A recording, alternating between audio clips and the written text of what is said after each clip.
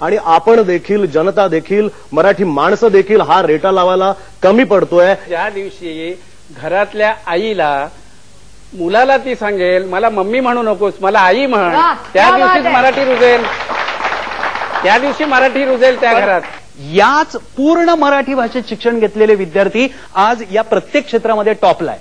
म्हणजे केवळ मराठीमध्ये ते शिकले म्हणून त्यांचं आयुष्य काही बर्बाद झालं आणि त्यांचा नाश झाला असं काही चित्र नाहीये. जर इकडे शॉप अँड एस्टॅब्लिशमेंटच्या अंडर हाऊसकीपिंग मध्ये काम करणाऱ्या माणसाला जर 3,600 रुपये किमान वेतन कायदा असेल तर युपी मधला गरीब माणूस जो तिकडे खरोखर शेतमजूर म्हणून पण काम नाही करू शकत तो माणूस इकडे 1800 मध्ये नोकरी करतो. हा टाइम बॉम्ब आहे, ह्याचं भान आपण ठेवणार आहोत का नाही ठेवणार आहोत? नाही, आम्ही नाही रोखू शकलो आम्हाला सांगता तुम्ही. तर तुम्ही 4.5 वर्ष 8 वर्ष केंद्रामध्ये तुमची सत्ता होती त्यावेळी का रोखला नाही? आपल्या भारत देशामध्ये जे आपलं प्रामुख्याने दिसून येतं ते म्हणजे विविधतेत एकता. अशा वेळेला भाषिक समन्वय आणि भाषिक अत्याचार याचं पर्सेंटेज तुम्हाला किती दिसतं? नाही, मला असं म्हणायचंय बघा, म्हणजे आता इथे मुंबईत जेव्हा अशा काही घटना घडल्या तेव्हा त्याला म्हणजे अतिरंजित स्वरूपात प्रसिद्धी मिळाली. ती हिंदी चॅनल्सकडनं जास्त मिळाली, इंग्रजी चॅनल्सकडनं जास्त मिळाली. हाच प्रश्न पंजाबात आहे, हाच प्रश्न आसामात झाला आणि हाच प्रश्न शेजारच्या कर्नाटकामध्ये देखील आहे.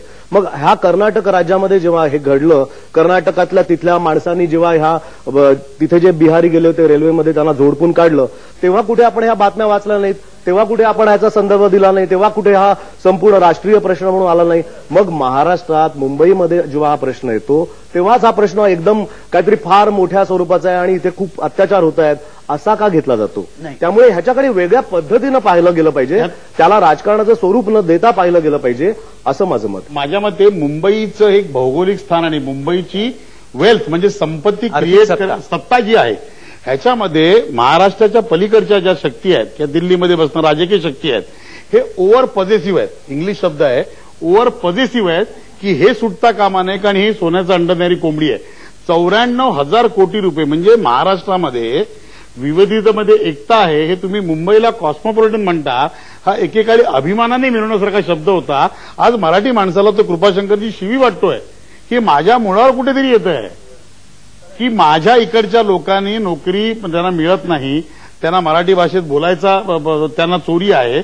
मराठी माणसाला नोकरीवर घेताना अमराठी मालक म्हणणार नाही ये लगता युनियन करेगा, ये शिवसेनेवाला आहे, हे मनसेवाला आहे. ही कुठेतरी मानसिकता मराठी माणसाला कुठेतरी रिसिव्हिंग एंडला नेते आहे. तर माझ्या मते मराठीचा आग्रह हा भाषेच्या स्वरूपात आणि सर्व ठिकाणी ह्यांचं म्हणणं सक्तीचं मी तर पुढे जाऊन म्हणेन की तुम्ही लोक विधिमंडळात आहात, कृपा करून कायदे करा. धरमसिंग काँग्रेसचे मुख्यमंत्री कर्नाटक राज्य 4 वर्षापूर्वी बोलले की बेंगलोरला आयटी इंडस्ट्री म्हणून एवढं जे महत्व मिळतं आहे त्या ठिकाणी जर लोकल कन्नडिक माणसाला नोकऱ्या मिळत नसतील तर काय चाटायची आयटी इंडस्ट्री, हा काँग्रेसचा मुख्यमंत्री म्हणतो. सेम केस बाकीच्या भाषिक ठिकाणी आहे. मी तुम्हाला 15 वर्षापूर्वी सांगतो की इथे श्रीदेवी 8 वर्ष सेंटर हॉटेलला एक रूम घेऊन राहायची कारण तिने घर केलं नव्हतं का, कारण तिच्यामध्ये मुंबई तिचं राज्य नाही, तिचं 12 वर्ष इकडे राहायला होती. ती दररोज आपल्या भाषिक पेहरावामध्ये असायची. तर कुठेतरी आपण देखील मराठी संस्कृती भाषा जोपासण्याकरता ही जी काही दृश्य माध्यम आहेत या ठिकाणी मराठीत बोलणं, मराठी बघणं, मराठीमध्ये व्यवहार करणं हे आवश्यक आहे. ह्याच्यानंतर एकजिन्सीपणा येईल की मराठी माणसाचं पहिलं या राज्याच्या राजधानीवर हक्क आहे आणि ह्या माणसाला मग अक्कल शिकवायला जे विविधतेमध्ये एकता जी आहे ना ही मराठी माणसाला अक्कल शिकवण्याकरता आली असं मला वाटतंय. त्याहून महत्वाची गोष्ट मला अशी वाटते की विविधतेत एकता हे खूप मोठी गोष्ट आहे आणि आदर्श गोष्ट आहे, कवी कल्पना आहे. पण ती जी एकता आहे त्या एकता अनेक रंगी आहे, त्यातला एक रंग कायमचा मिटावा असा त्याचा अर्थ होत नाही. बरोबर आहे. मला असं वाटतं की मुंबई ही अर्थसत्ता आहे आणि ही अर्थसत्ता पूर्णपणे मराठी आणि मराठी माणसाच्या हातात जर गेली तर आपले तिथले जे इंटरेस्ट आहेत हे इंटरेस्ट आज आपण ज्या पद्धतीने राबवतो त्या पद्धतीने आपल्याला राबवता येणार नाहीत अशी एक भावना आहे. आणि त्यामुळे मला असं वाटतं की काय आहे की सहिष्णुता म्हणजे दुर्बलता नव्हे. आम्ही सहिष्णू आहोत म्हणजे आम्ही दुर्बल आहोत असं कृपया समजू नका. कृपाशंकरजींना मी हे सांगू इच्छितो की बहुसंख्यांचं जे आज नंबर वाढतोय, ही संख्या वाढते, या संख्येचं वर्तन तुम्ही दुर्बल आहात आणि आम्ही शक्तिमान आहोत असं दर्शवणारं आहे. त्यांच्या वर्तनामध्ये सुधार व्हावा ही मराठी जनांची इच्छा आहे. पण एवढंच सांगेल विकास साहेब, तुम्ही जे सांगतात हे जेव्हा इलेक्शन येतात, चुनाव येतात, निवडणुका येतात, त्यावेळी सगळे शक्ती आमच्या वाढवतात. बरोबर. सगळे उत्तर प्रदेश एक वेगळा हे करतात. बरोबर. ह्यांना पण पार्टीचे हे करताना तीन पदाधिकारी त्यांचे 3 पदाधिकारी उत्तर भारतातून लागतात. काहीतरी चुकीचं बोलताय. माझा एकमेव पक्ष आहे की ऐकून घ्या ना तुम्ही. ज्यावेळी लागतात तुम्हाला शिशिर पारकर साहेब, त्यावेळी तुम्हाला शक्ती वाढवतात. मी सांगितलं ना की जेव्हा आपले संजय निरुपम शिवसेना पक्षात होते, हा छठ पूजा लोक जाऊन करत होते, इथे कोणी उत्साहाने मोठाने करत नव्हता. त्यावेळी शिवसेनेला असं वाटलं की उत्तर भारतीयांची हा आपण छठ पूजा केली तर फार होईल. अंधेरी स्पोर्ट्स क्लब मध्ये उत्तर प्रदेश शिवसेना म्हणून खूप मोठा तेव्हा भोजपुरी गीत सगळ्यांना आवडला. कारण मतदान करताना हे सगळ्यांना पाहिजे.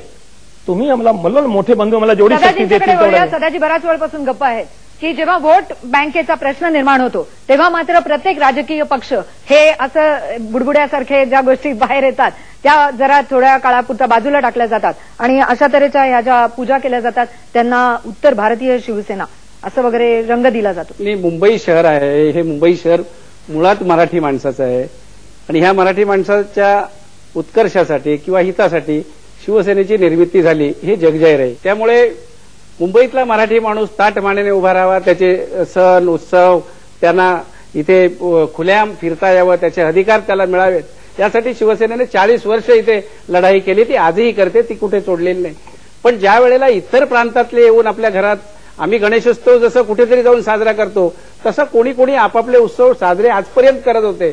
पण आमचंही म्हणणं असं आहे की महाराष्ट्रात ज्यांना ज्यांना कोणाला उत्सव आपले साजरे करायचे आहेत त्यांनी आपले ते घरात करावेत.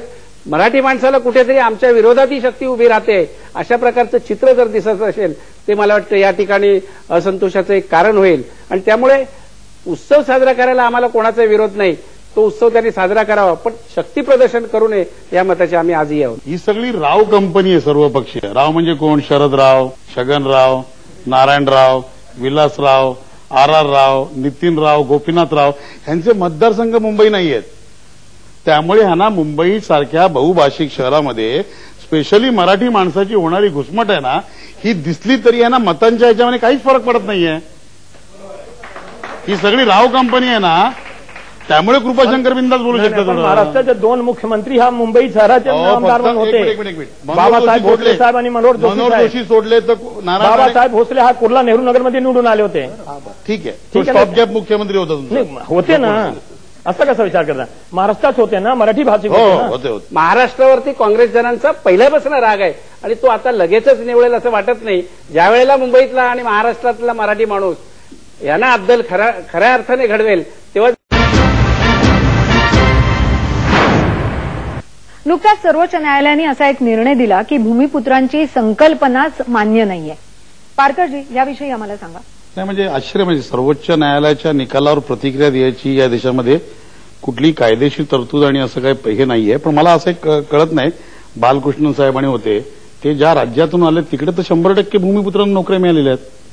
आणि भाषावर प्रांतरचना ही जे नाना पाटेकर साहेबांनी पण क्लिअरली सांगितलेलं आहे भाषावर प्रांतरचना. आणि मला एक विचारायचं आहे की केंद्रीय आस्थापनात म्हणजे प्रॉव्हिडंट फंड असून दे, LIC असून दे, सेंट्रल एक्साइज असून दे, कस्टम असून दे, रेल्वे असून दे, गेल्या 12 वर्षामध्ये कनिष्ठ लिपिक म्हणजे अगदी ज्युनियर लेव्हलपासून वरच्या लेव्हलपर्यंत जी सगळी पदं भरली गेली आहेत ती सोयीनी भरली गेली आहेत का मेरिट बघून भरली गेली आहेत, की त्या ठिकाणी मराठी माणसं 10% पण नाही भरली गेली आहेत. मग हा काय, मग मराठी माणूस एवढा शिक्षणामध्ये कमजोर आहे?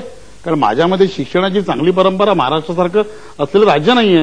म्हणजे मी मागे एखाद्या ठिकाणी म्हटलं होतं खासदारांनी उठवायला पाहिजे. खासदारांनी 48 खासदार आमचे काय तोंडाला चिकटपट्ट्या बांधून, म्हणजे तसंच जर उत्तर प्रदेश बिहारचे लोक एवढे हुशार असते तर सायंटिस्ट नसते का तिकडून निघाले? तिकडून सगळे IAS ऑफिसर निघतात.